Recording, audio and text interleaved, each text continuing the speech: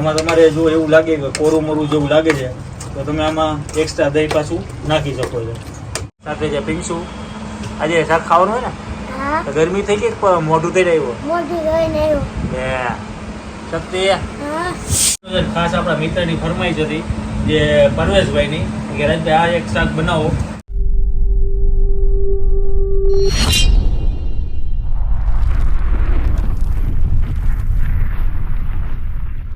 Hello મિત્રો, જય માતાજી, જય Mogal. Welcome back to my channel Raj Gohil blogs. ઘરની રસોઈમાં સ્વાગત છે તમારું.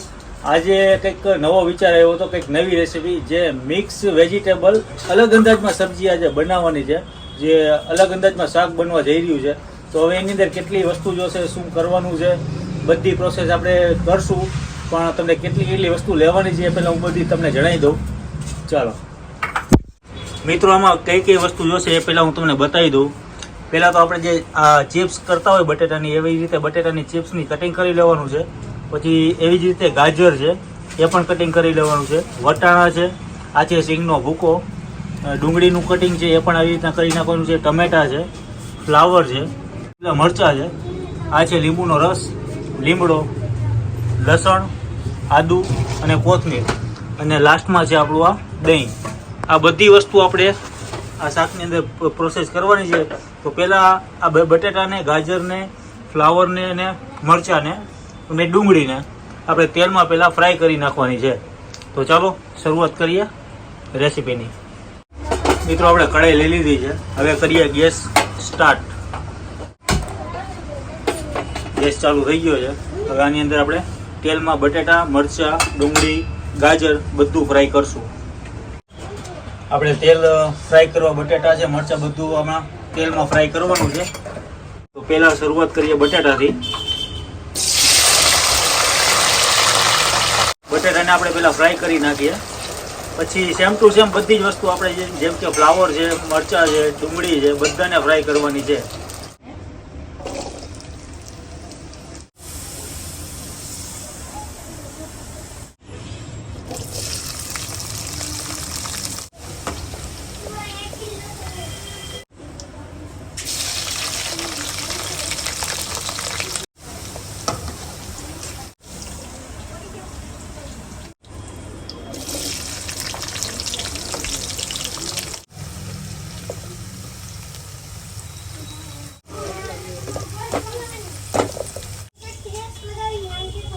તો બધા શાકભાજી આપણા ફ્રાય થઈ ગયા છે. જુઓ તમે, બધા ફ્રાય થઈ ગયા છે. હવે આને આપણે વઘારની પ્રોસેસ કરશું. કઈ રીતનાનું વઘાર થશે એ આપણે જોશું. મિત્રો, આજે મિક્સ વેજીટેબલ શાક બનાવવાનું છે. હવે આજે અલગ જ અંદાજમાં આપણે શાક બનાવશું, પણ મને આવડે છે, હું બનાવું છું. ને ઘણા બધા એમ કહે છે કે રાજભાઈ આ વળી કેવી નવી રેસીપી લઈ આવ્યા છો. પણ મારે એક મિત્ર છે જે ઔરંગાબાદ રહે છે, એમની એક ફરમાઈશ હતી કે રાજભાઈ કે તમે જે ચિપ્સ આવે ને, બટાટાની ચિપ્સ છે, ગાજર છે, એ રીતનું આખું શાક તૈયાર કરો, જે દહીંના વઘારમાંથી છે એ શાક બનતું હોય છે. તો એ રીતના ટ્રાય કરો, મજા આવશે. ને ઘણા બધા લોકોને ખબર નથી કે આ શાક કઈ રીતના બને છે. તો તમે એક રેસીપી બતાવો. તો આજે એના માટે આપણે તો પેલા બધા વેજીટેબલ આપણે જેટલા શાકભાજી હતા, ડુંગળી છે, ફ્લાવર છે, ગાજર છે, બટેટા છે, જો આ તમને બધું બતાવું.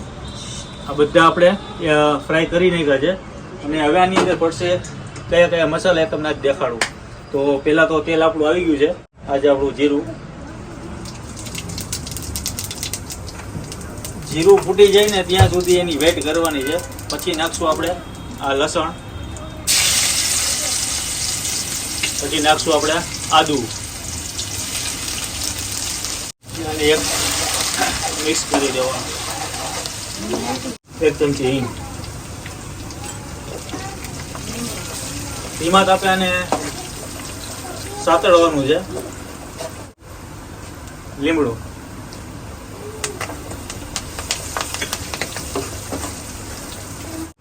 દહીંથી આખો વઘાર કરવાનો છે. અને આજનું શાક કંઈક અલગ અંદાજમાં બનવાનું છે. હું આજે ફર્સ્ટ ટાઈમ ખાવાનું છું, બનાવવાનો છે પહેલી વાર. કારણ કે મારા મિત્ર હતા એટલે મને કીધું કે રાજભાઈ તમે એકવાર એ તો ટ્રાય બનાવો અને ઘરે પણ લોકોને રેસીપી આપો. તો આજે એની ફરમાઈશ આપણે પૂરી કરીએ. જોઈએ આજનું શાક કેવું બને છે. અને હા, તમે બધાએ સારો એવો રિસ્પોન્સ આપ્યો છે કે 500 પાટણ ગામનું સિંગ ભજીયાનું શાક બધાને સારો એવો સપોર્ટ કર્યો છે ને ઘણા બધા વિડીયો જોયો છે ને ઘણા બધા નેગેટિવ કોમેન્ટ કરે છે કે રાજભાઈ આવા કંઈ શાક હોતા હશે, પણ ભાઈ હવે જેવું આવડે છે એવું કરીએ છીએ ને. 500 પાટણ ગામનું તો અતિ પ્રિય શાક છે સિંગ ભજીયાનું શાક. તો હવે આપણું સતળાઈ ગયું છે. હવે આની અંદર આવશે આપણે આ છે મગફળીના દાણા, એ આની અંદર આપણે એડ કરશું. પછી આને કરી નાખીએ એક રસ. પછી નાખશું આપણે આની અંદર ટમેટા.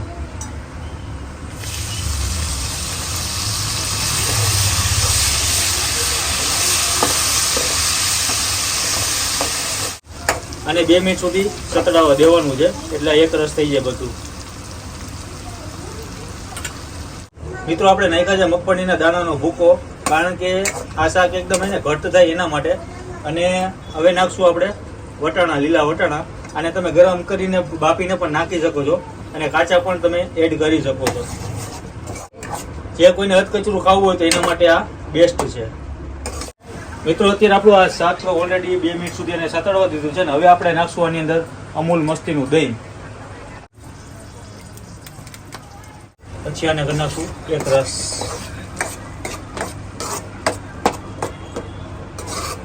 અત્યારે હવે આપણે નાખી દેવાનું છે આ વેજીટેબલ આપણે જે ફ્રાય કર્યું હતું એ બધું આની અંદર આપણે એડ કરવાનું છે.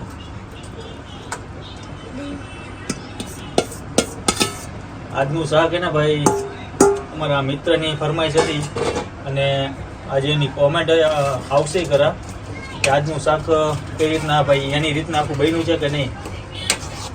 અને હવે આની અંદર આપણે પેલા એક રસ કરીને એક મિક્સ કરી પછી આની અંદર આપણે મસાલા ઉપરથી એડ કરશું.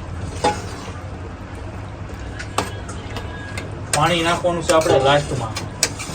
આ શાક બનશે આખું એકદમ ગ્રેવી ટાઈપ મિક્સ વેજીટેબલ અલગ અંદાજમાં જે દહીંના વઘાર સાથે શાક બન્યું છે. હવે આની અંદર આવશે પહેલાં તો 1 ચમચી ધાણા જીરું,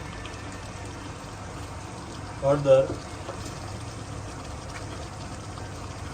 મરચું. જે કોઈ સ્પાઇસી ખાવાના શોખીન હોય એમાં તીખું પણ વધારે કરી શકાય છે. હવે આવશે સ્વાદ અનુસાર મીઠું. હવે આપણે આને કરશું એક રસ.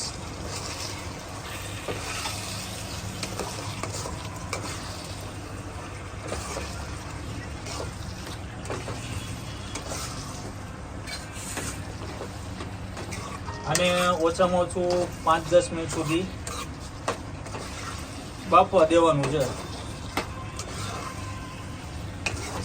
પેલા મસાલા એક રસ બધા થઈ જાય એક સરખા એક મિક્સ કરી દેવાનું છે. પછી આની ઉપરથી આવશે આ છે લીંબુનો રસ, એ પણ થોડો આપણે એડ કરશું. પાણી એડ કરી શકો છો જેથી કરીને આપણા મસાલા બળી ના જાય. હવે આપણું આ શાક ઓછામાં ઓછું અને 5-10 મિનિટ સુધી બફાવા દેવાનું છે. આપણો જે બજારમાં મળે છે મહાલક્ષ્મી મસાલો, ગરમ મસાલો, એ આપણે એડ કરશું.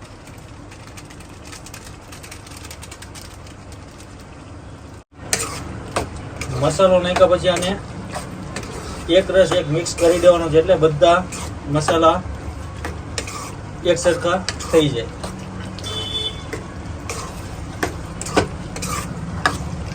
આમાં તમારે જો એવું લાગે કે કોરું મોરું જેવું લાગે છે તો તમે આમાં એક્સ્ટ્રા દહીં પાછું નાખી શકો છો. હવે આને 5-10 મિનિટ સુધી આમને આમ બફાવા દેવાનું છે. મિત્રો આપણું શાક બની ગયું છે અને ઉપરથી કોથમીરનો શણગાર કરીને મસ્ત મજાનું શાક આપણું થઈ ગયું છે રેડી. મિત્રો આપણું મિક્સ શાક આવી ગયું છે. આની અંદર છે ડુંગળી, કેપ્સિકમ, મરચાં, ફ્લાવર, બટેટા બધાને ફ્રાય કરીને આજે મસ્ત મજાનું દહીં સાથે આનો વઘાર કરીને બનાવ્યું છે. અત્યારે શાક રોટલી આપણે આવી ગયા છે અને સાથે જે પીંછું આજે શાક ખાવાનું હોય ને તો ગરમી થઈ ગઈ મોઢું થઈ રહ્યું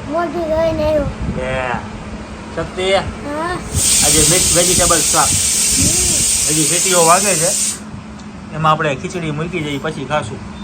ચાલો ટેસ્ટિંગ કરીએ. મિત્રો આપણું શાક આવી ગયું છે અને અત્યારે મિક્સ વેજીટેબલ આ શાક આજે કેવું બન્યું છે ખાસ આપણા મિત્રની ફરમાઈશ હતી જે પરવેશભાઈની કે રાજભાઈ આ એક શાક બનાવો. કોઈની રેસીપી લગભગ ઓછી જગ્યાએ આવેલી છે પણ તમે એક ટ્રાય કરો. આજે આપણું આ શાક બનાવ્યું છે જુઓ દહીંના વઘાર સાથે.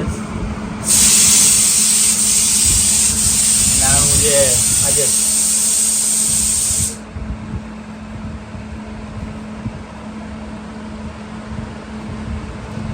ખાટું તીખું અને ઉપરથી વટાણા નાખ્યા છે, આપણા દહીં નાખ્યું છે, લીંબુનો રસ નાખ્યો છે, ઉપરથી આપણા જે ગરમ મસાલા.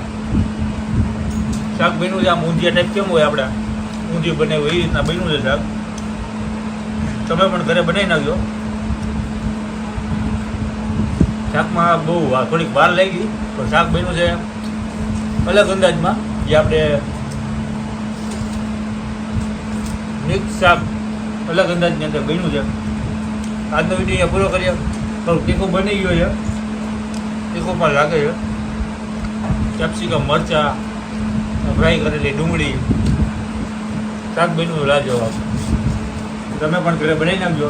અને પરેશભાઈ આ શાક બન્યું છે જોરદાર, પણ તમે જે બનાવો છો એ રીતના આપણું બન્યું નથી. પણ મને અત્યારે આનંદ આવ્યો એમ કે મને આવ્યું છે એ રીતના મેં આજે બનાવ્યું છે. તમારી ફરમાઈશ આપણે પૂરી કરી છે. આજનો વિડીયો અહીંયા પૂરો કરી. મળીએ નવા વિડીયો સાથે નવી મોજ સાથે. ત્યાં સુધી જય માતાજી, જય મોગલ, જય શ્રી કૃષ્ણ, જય Dwarkadhish, Tata, bye bye, good night.